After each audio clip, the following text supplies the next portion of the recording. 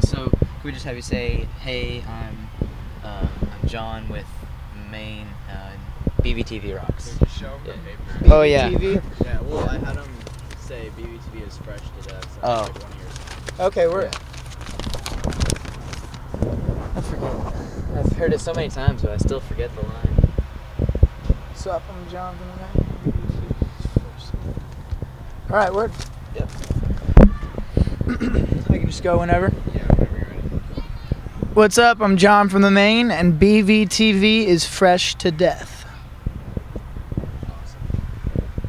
All right. Oh, I think I just shook the whole van like that. What's up? I'm Evan from BVTV here with John from the Maine. Holla. All right.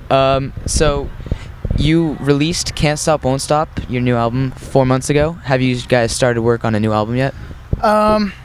The writing process is kind of an ongoing thing.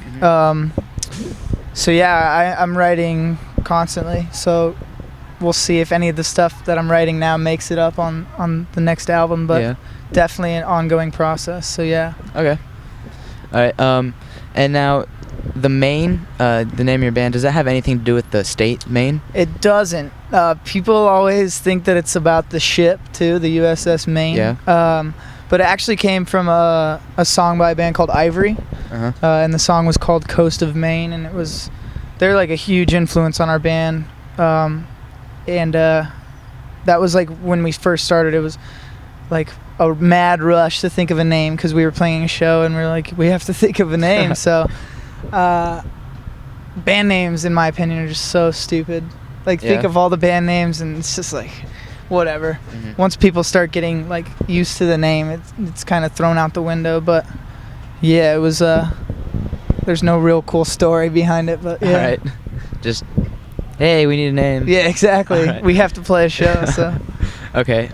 So how were you discovered? I don't know. I guess a lot of it has to do with our manager, and talking and networking with labels and people like that. But Fearless actually came out to we did a showcase for them in California, and yeah, I don't know. They just were there from the start, and we just kind of chose to stick with them. So yeah. Cool. Yeah.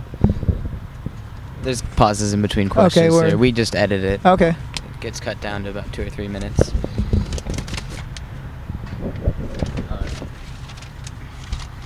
So you just got off one of your biggest tours with Boys Like Girls, and now you're on another big tour with All Time Low and Mayday Parade.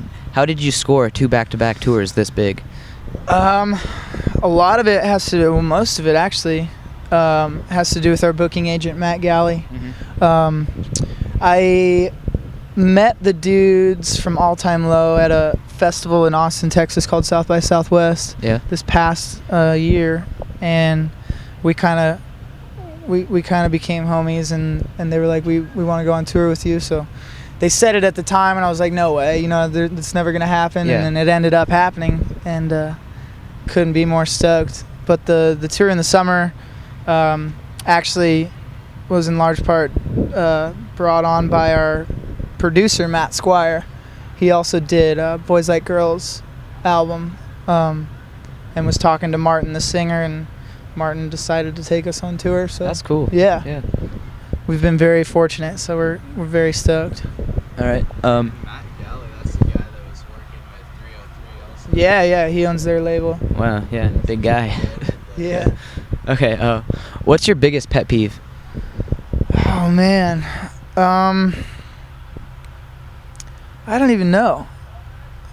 There's a lot of things that just like get on my nerves, but I try not to like let that fester, because it ends up, especially on the road, like if you're having a bad day and don't want to talk to anybody, that's like the last thing, is like those things that get on your nerves.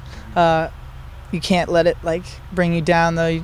So I try to have a positive outlook and All right. yeah, keep it happy. Okay. And usually we ask if we were to raid a tour bus if there's anything we wouldn't want you to find, and here we are in your van. Yeah. Is there anything you want to hide from us? No. Got nothing to hide. We got nothing to hide. Nothing. All right. Okay. What kind of songs do you like to sing in the shower?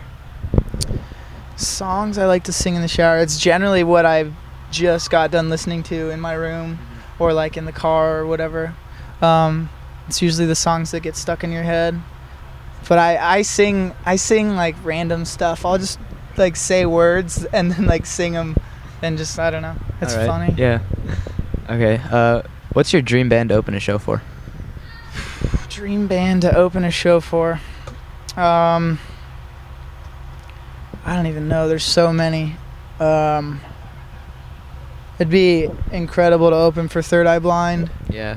or even like All American Rejects or something like that. Something Mhm. crazy. But yeah, I don't know. That's a hard question. There's Okay. so many good ones. You know what I mean? Yeah. So, All right. When you put the toilet paper on the roll, do you put it so you're pulling from the top or from the bottom? I can't even think. Like, I don't even know. It's never crossed my mind. Oh. I'm gonna start thinking about that though. Yeah. Probably the top. Okay. Yeah. Usually people are just so enthusiastic. It's just like they get a little confused when we first ask that, Yeah, and yeah. then they just go into it. They know exactly Toilet what they're talking stories. about. Yeah. All right. So what's the craziest thing that's happened to you on tour? Oh man. That's a super hard question.